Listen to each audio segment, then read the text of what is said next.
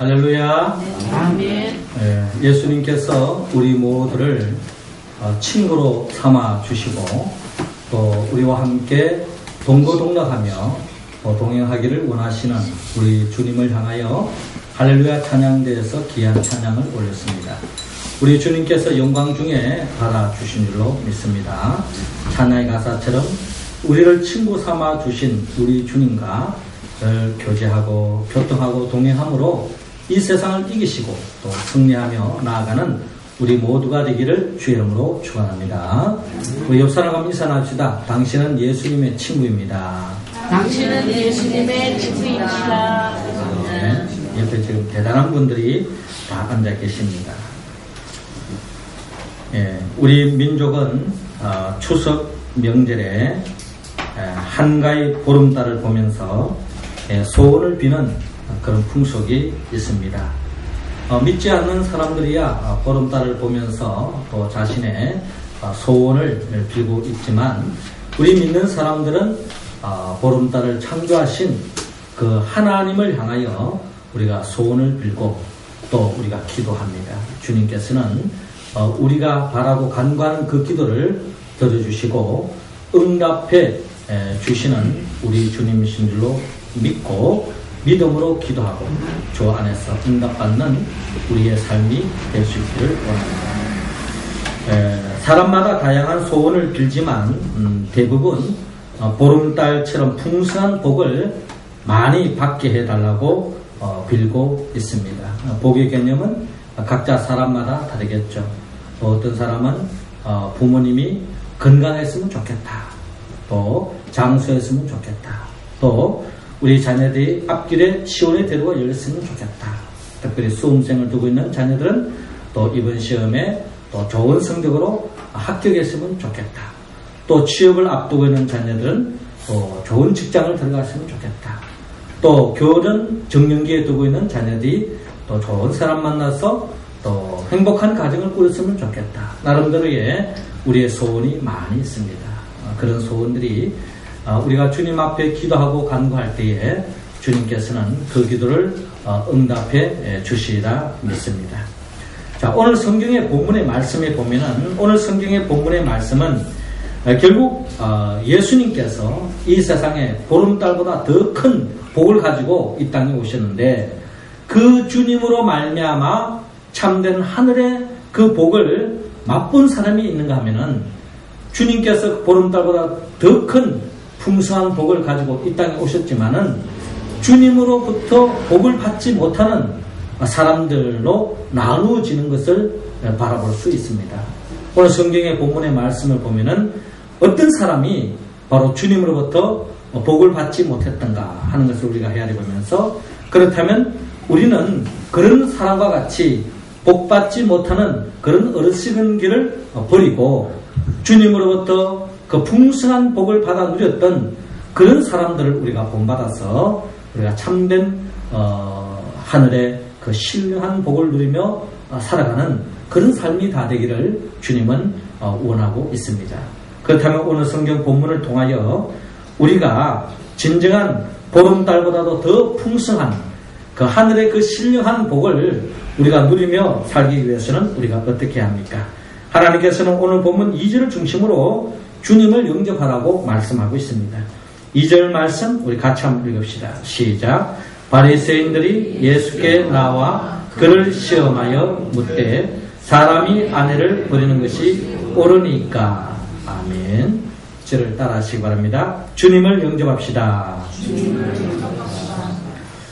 예수님께서 모든 사람들에게 그 하늘의 신령한 복을 안겨주기 위하여 이 땅에 오셨고 또 그 복이 예수님 당대에 살아있는 사람들만 누려가는 것이 아니라 오가는 모든 온 인류가 그 복을 누리도록 하기 위해서 예수님께서 십자가의 길을 걸어가기 위하여 또한 예루살렘을 향하고 나아가고 있는 그 길목에 바리새인들을 만나는 것을 바라볼 수 있습니다.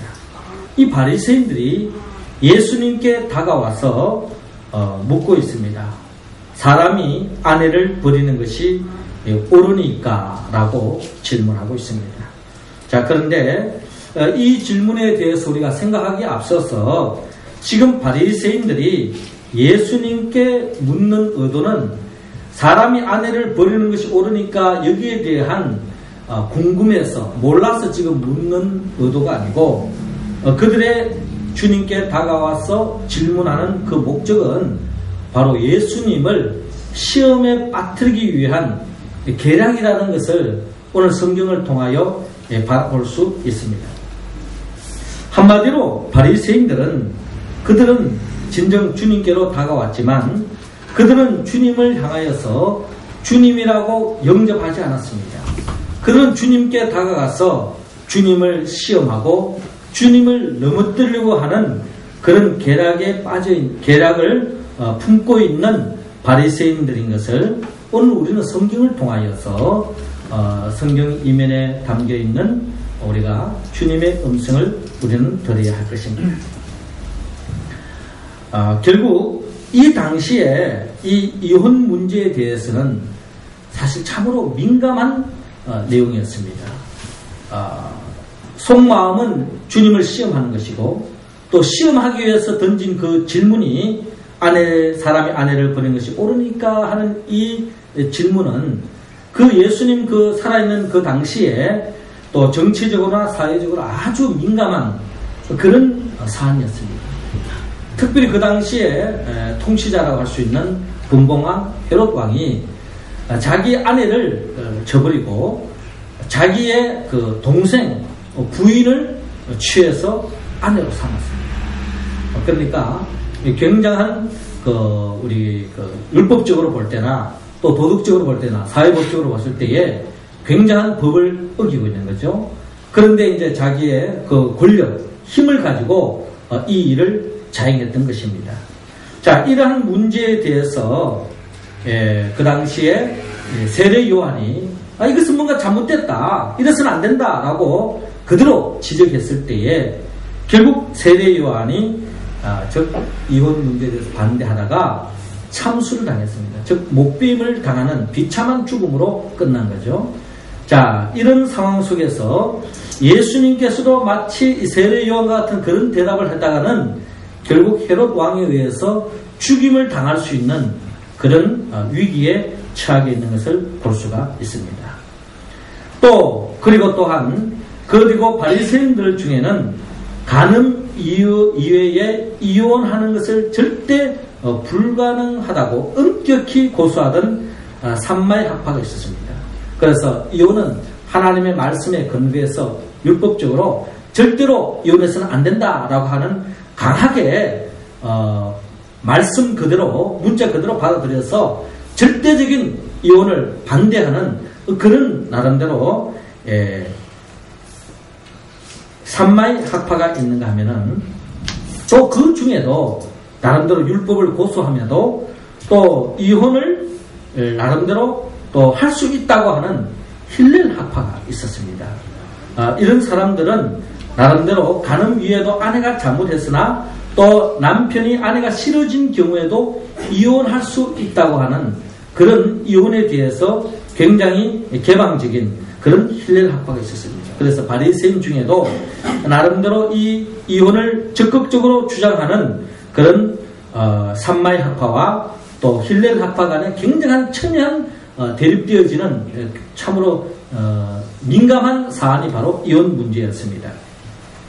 자, 이런 상황 속에서 예수님께서 이혼 문제에 대해서 찬성하면은 세례 요한과 같은 그런 어려움을 당할 수 있고 또 반대하면은 또 나름대로의 반대했을 때에 또 세례 요한 같은 그런 어려움을 당할 수 있고 또 찬성했을 때에 가르침을 율법의 가르침을 부정하는 자유주의라고 해서 공격을 받을 수 있는 그런 곤란한 지경에 빠진 것이 바로 예수님이었습니다.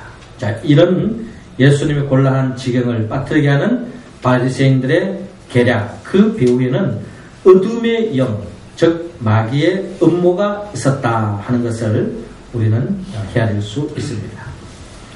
우리는 여기서 명심해야 할 것이 있습니다. 그것은 바로 마귀의 영에 사로잡혀 예수님을 시험하고 대적하는 바리새인들이 누구인가라는 것입니다. 이 바리새인들은 하나님을 모르는 사람이 아니었습니다. 나름대로 하나님에 대하여 율법에 대해서 박식하다고 생각하는 사람입니다. 그 누구보다 율법에 대해서는 타의 추종을 불허할 정도로 하나님의 말씀에 대해서 잘 안다. 하나님의 말씀을 늘 묵상하고 그 말씀대로 살아간다고 자부하던 사람들이 바리새인들이었습니다. 그러나 바리새인들은 예수님을 영접하지 않았습니다. 하나님의 아들로 이 땅에 오신 그 예수 그리스도를 영접하지 않았다는 것입니다. 참으로 불행한 이야기죠. 그리고 또한 이 바리새인들의 입장에서 본다면 이 청년 예수는 젖비린내 난다고 아마 생각했을 것입니다. 바리새인들이 인정하는 정규 교육도 받지 않았습니다. 요즘식으로 말한다면 정식 또 신학교를 나온 것도 아닌데 하나님의 말씀을 전가하고 또 이랬을 때에 얼마나 그들이 생각하기에 예수님을 가소롭게 여겼을까요? 바리새인들은 마치 바울이 되기 전에 사울처럼 예수님을 영접하지 않고 대적하고 죽이는 것이 즉 하나님의 영광을 위한 것이다 라고 그들은 생각하고 있었습니다. 결국 그들은 예수님이 예비하신 하나님의 나라의 복을 그들은 맛보지 못했습니다. 즉 예수님을 관점에서 본 것이 아니라 자기들의 잣대에서 보니까 결국에는 주님을 메시아로 그리스도로 영접하지 않았던 것입니다. 결국 예수님이 품고 오신 그 하나님의 나라의 복을 누리지 못하는 바리새인들을 바라볼 수 있습니다. 그렇습니다. 성경은 누구든지 예수 그리스도를 영접하기만 하면 하나님의 자녀가 되는 권세를 주신다고 말씀하고 있습니다. 요한복음 1장 12절에 영접하는 자 곧 그 이름을 믿는 자에게는 하나님의 자녀가 되는 권세를 주셨으니 라고 말씀한 것처럼 예수 그리스도를 영접한 사람, 예수 그리스도를 나의 주 나의 하나님으로 고백하는 사람, 그 사람이 바로 주님이 가지고 오신 그 충만한 하늘의 신령한 복을 받아 누릴 수 있다라는 것입니다. 여러분 밤하늘에 달을 바라보면 그 달이 요즘 그 추석을 보내면서 보름달이 크게 떠 있는 것을 볼 수 있습니다. 근데 우리가 잘 알다시피 이 보름달이라고 하는 이 달이 빛을 발하는 것을 바라볼 때에 그 달 자체가 여러분 빛을 발하지 않는 것을 잘 알고 있습니다.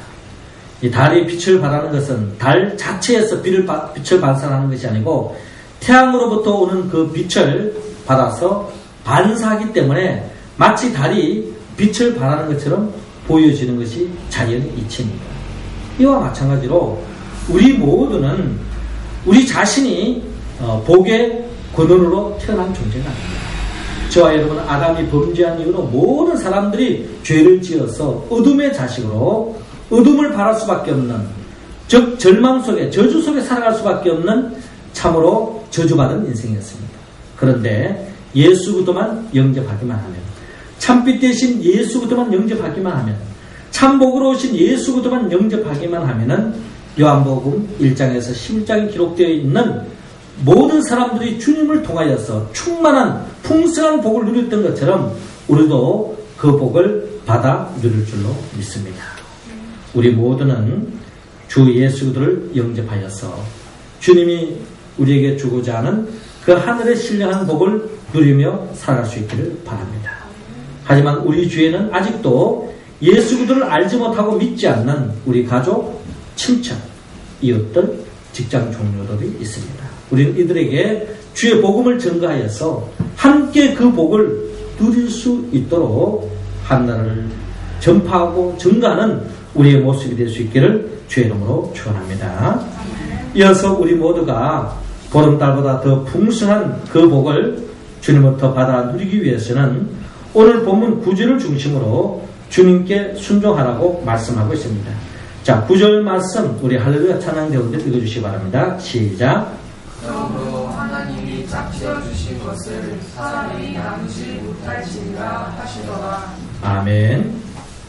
저를 따라하시기 바랍니다. 주님께 순종합시다. 예수님께서 바리새인들이 자신의 올무에 걸려는 업무를 간파하고 있습니다. 예수님은 뱀같이 지혜롭게 모세가 어떻게 너희에게 명하였느냐라고 주님께서 말씀하고 있습니다. 바리새인들은 신명기 24장 1절에서 4절 인용하여서 모세는 이혼 정서를 써주어 버리기를 허락하였나이다 라고 그렇게 말씀하고 있습니다. 자, 이 말씀을 모세가 그러면 이혼을 하는 것을 허용했다는 말인가? 그게 아니죠. 모세가 이 당시에 이혼을 허용한 것은 5절 상반절에 잘 나타나 있는 것처럼 너희 마음이 완악함으로 말미암아 이 명령을 기록하였거니와 라고 말씀하고 있습니다. 그러니까 그 당시에 많은 사람들이 심령이 완악했기 때문에 이 모세가 어쩔 수 없이 이혼을 할 수 있다고 하는 그런 가능성을 열어놓은 것을 바라볼 수 있습니다. 이 성경이 말하는 너희 마음이 완악함이다 하는 이 말씀은 이 완악함이라는 것은 하나님의 뜻을 알매도 불구하고 자기의 길을 가겠다고 내 갈 길을 가겠다고 고집하는 사람, 이게 바로 성경이 말하는 완악한 사람입니다. 사람들이 이혼할 때 비슷한 심리가 움직입니다. 특별히 크리스찬들이 이혼을 할 경우에도 하나님의 뜻을 모르는 사람이 없습니다. 그러나 그 뜻을 알면서도 나는 이제 내 갈 길을 가겠다. 거기에 고집이 있습니다. 불순종이 있습니다. 완악함이 있습니다. 이런 마음의 완악함 때문에 불가피하게 필요악으로 이혼 제도가 나타났다는 사실을 주님께서는 말씀하고 있습니다. 그리고 예수님께서는 창세기 2장 24절의 말씀을 의지하여 6절 이하로 말씀합니다. 창조 때로부터 사람을 남자와 여자로 지으셨으니 이러므로 사람이 그 부모를 떠나서 그 둘이 한 몸이 될지니라. 이러한 적 이제 둘이 아니요 한 몸이니 그러므로 사람이 짝지어 주신 것을 하나님이 짝지어 주신 것을 사람이 나누지 못할지니라 라고 주님께서 말씀을 하셨습니다. 자, 이 말씀에 주님의 말씀의 근원으로 본다면 우리가 두 남녀가 결혼하게 되는 이 모든 과정들은 결국 우리의 선택, 우리의 결단, 우리의 결정 이전에 하나님께서 뜻이 있고 섭리가 있고 또 계획이 있는 가운데서 결혼으로 이어지게 했다 하는 것을 우리는 주님의 말씀을 통하여 헤아릴 수가 있습니다. 요즘 가면 갈수록 결혼에 대한 이혼율이 점점 높아져 가고 있습니다. 예전에는 이혼 문제가 성적인 문제에 대해서 많이 문제로 인하여서 이혼 문제가 많았는데 요즘 사람들 보면은 성격 문제 때문에 이혼하는 부부가 점점 많아지고 있습니다. 심지어는 이혼 부부가 예전에는 신혼 부부 가운데 많았다면 요즘에는 중년, 심지어 황혼에 이르는 중년, 노년에 이르러서도 이혼하는 사람들이 점점 많아지고 있는데 더욱 심각한 것은 그 이혼하는 사람들이 믿지 않는 사람들 가운데 많아진다 하는 것은 이 세상에 정말 갈수록 험하니까 그럴 수 있다라고 이야기하지만 믿는 사람 가운데도 이혼율이 믿지 않는 사람과 거의 비슷하게 진행되고 있다라는 것입니다. 이것은 바로 심각한 이야기다. 대다수의 이혼하려는 많은 사람들을 보면은 자신의 입장과 욕심을 극대화하는 가운데서 진행되어지는 것을 바라볼 수 있습니다. 그들은 하나님의 입장을 헤아리지 않습니다. 그러니까 성경이 말하는 이 결혼이라는 것은 절대적인 하나님의 뜻 가운데 이루어지는 것이 결혼이라는 것을 말하고 있습니다. 아무리 서로 사랑한다 할지라도 하나님의 뜻이 아니면은 그것이 결국 결혼으로 이어지지 않게 한다는 것이 하나님의 관점입니다. 그러나 하나님께서 결혼을 허락해 주셨다면 그게는 내 결단과 결정 이전에 하나님께서 결정하셨고 하나님의 계획 속에 섭리 속에 가정이 세워졌다는 것입니다. 그렇기 때문에 그 가정에 대해서 주님께서 분명히 말씀하시기를 하나님이 짝지어 주신 것을 사람이 나누지 못할지니라 라고 말씀하고 있습니다. 그러므로 이 결혼은 이 사람의 관점에서 자꾸 헤아릴 것이 아니라 하나님의 관점에서 헤아리는 것, 그것이 바로 믿음의 사람들이 가져야 할 생각이라는 겁니다. 믿는 사람과 믿지 않는 사람 차이점이 뭡니까? 믿지 않는 사람들은 모든 것이 사람 중심입니다. 사람 우선입니다. 사람 중심적으로 생각합니다. 그러나 우리 믿음의 사람들은, 크리스찬들은 사람 중심으로 생각하는 것이 아니라 하나님 중심, 말씀 중심으로 생각하는 것. 이것이 바로 우리 믿음의 사람들이 지니야 할 자세라는 것입니다. 그러므로 우리는 하나님의 말씀에 절대적으로 순종하는 사람, 그 사람이 하나님께서 복의 복을 더해 주신다는 것입니다. 미국의 역사 속에서 아마도 가장 존경받았던 대통령 중에 한 사람이 루즈벨트 대통령이 있습니다.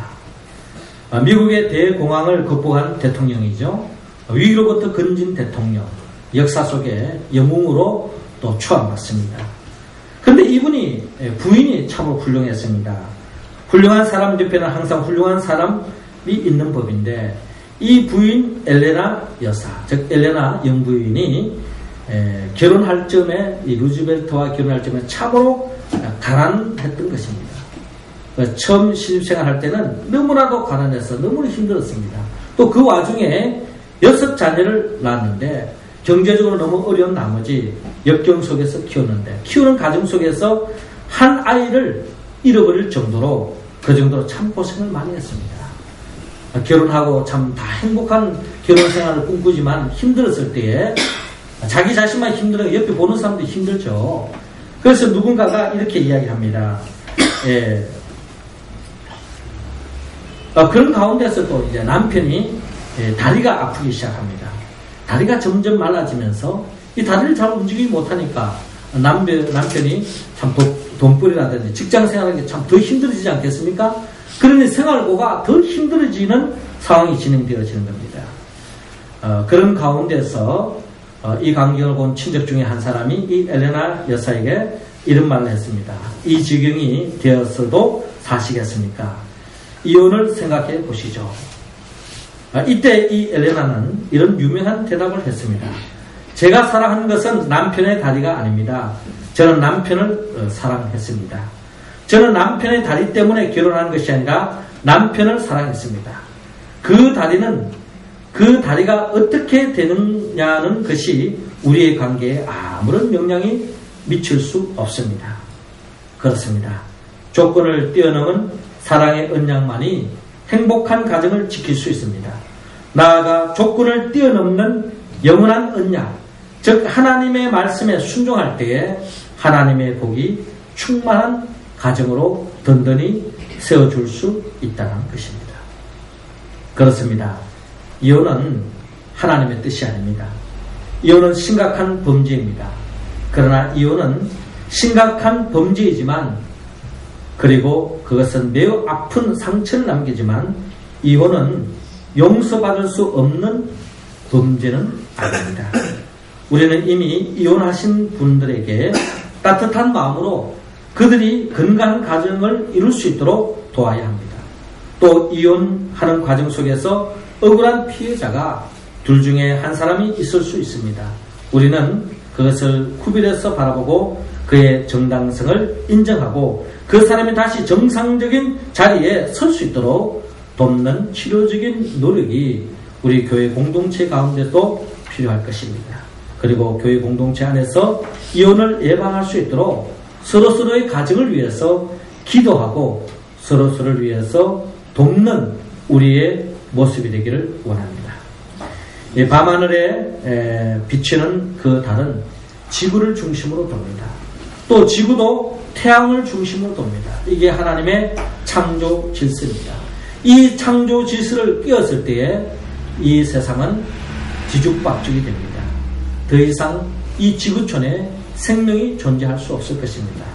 이처럼 하나님의 말씀은 창조 질서입니다. 창조 질서에는 하나님의 말씀에 의해서 지어졌습니다. 그러므로 우리도 하나님의 창조 질서에 순종함으로, 즉 하나님의 말씀에 순종하여서 건강한 가정, 행복한 가정을 세우며 또 충만한 하나님이 예비하신 그 복을 누리며 살아가는 우리 모두가 될 수 있기를 주의 이름으로 축원합니다. 마지막으로 우리가 보름달같이 풍성한 하늘의 복을 받아들이기 위해서는 오늘 본문 15절을 중심으로 주님께 겸손하라고 말씀하고 있습니다. 자, 15절 말씀 같이 한번 드리겠습니다. 시작. 내가 진실로 너희에게 이르노니 누구든지 하나님의 나라를 어린아이와 같이 받들지 않는 자는 결단코 그곳에 들어가지 못하리라 하시고. 아멘. 저를 따라하시기 바랍니다. 주님께 겸손합시다. 주님께 겸손합시다. 예수님은 오늘 본문을 통하여 바리새인과는 대조적인, 너무나 대조적인 사람을 만날 수 있는데 그 사람이 바로 어린아이였다라는 것입니다.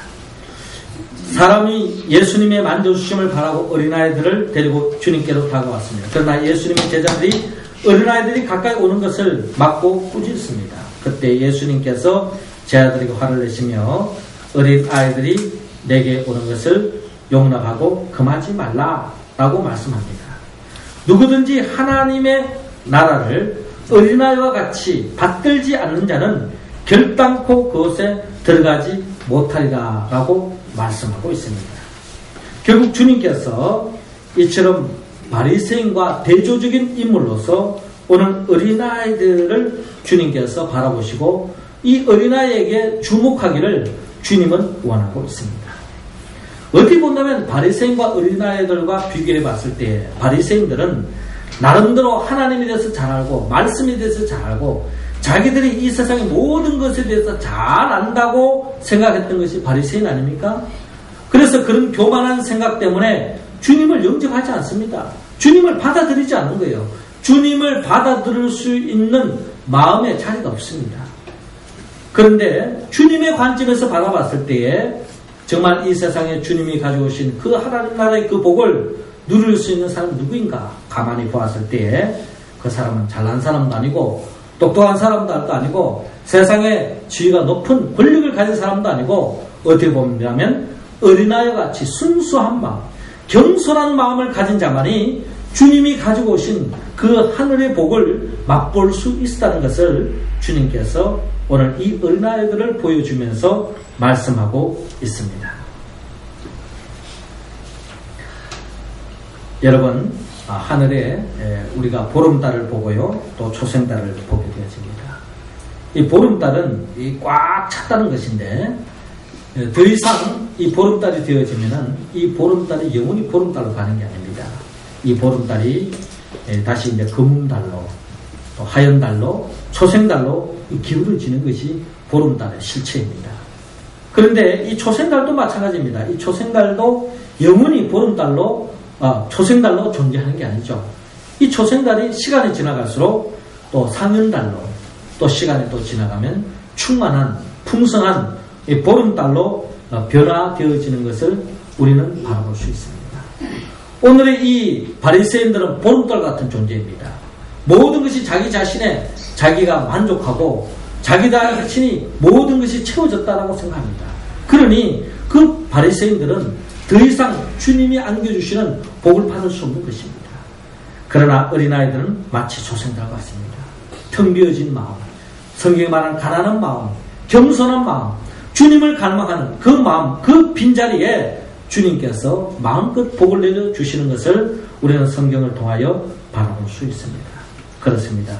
주님 앞에 겸손한 사람, 주님을 겸손한 사람이 바로 주님을 영접하는 사람이요 주의 말씀에 순종하는 사람입니다. 그 사람이 주님이 이 땅에 가져오신 그 복을 충만히 누렸던 것을 바랍니다.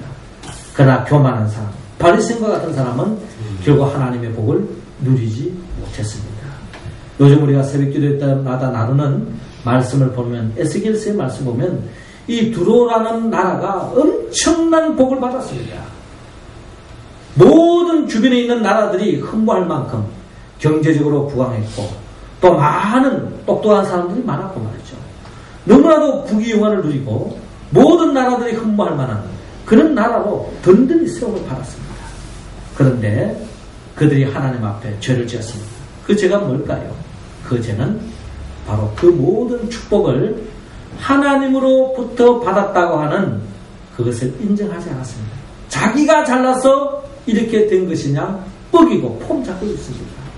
결국 하나님은 그 교만한 두로 왕국을 멸망길로 치닫게 하는 것을 바라볼 수 있습니다.